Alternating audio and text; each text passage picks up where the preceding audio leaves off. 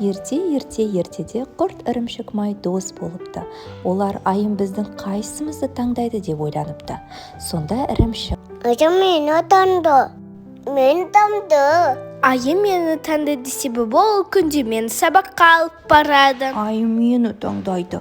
Мені жеген бала ақылды болады. Мен миға қуат беремін. Осылайша достар бір-бірімен дауласып қалды. Сол кезде есіктен айым келді. Ay menin tanıdı dostlarım ay.